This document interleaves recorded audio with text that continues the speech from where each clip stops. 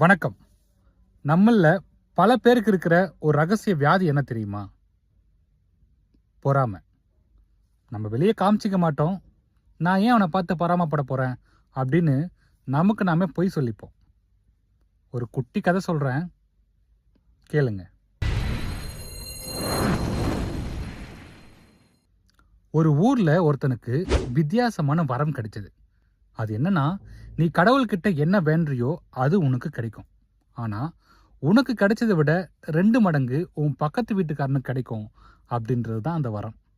அவன் யோசிச்சான். சரி அப்படின்னு சொல்லி கடவுள்கிட்ட கார் வேண்டனான். அவனுக்கு கார் கிடைச்சது. ஆனா அவனுடைய பக்கத்து வீட்டுக்காரனுக்கு 2 கார் கிடைச்சது. லைட்டா அவன் மனசுக்குள்ள பொறாமத்தி பத்தி எரிஞ்சது.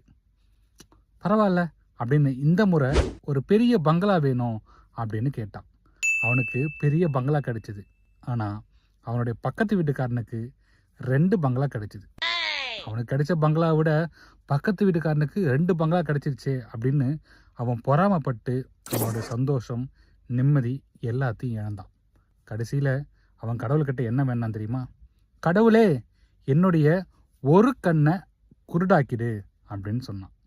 ஏன்னா அப்போதான் பக்கத்து வீட்டுக்காரனுக்கு 2 கண்ணு குருடா போகும்.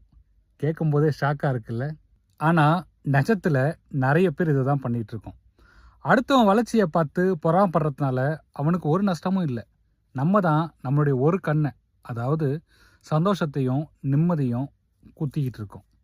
அடுத்தவன் தட்டில் என்ன சாப்பாடு இருக்குன்னு பார்க்கறது நிப்பாட்டுங்க. நம்ம தட்டில் இருக்கிற சாப்பாட்டை ரசித்து சாப்பிடுங்க. பொறாமல் இருக்கிற இடத்துல நிம்மதி தங்காது பாஸ்.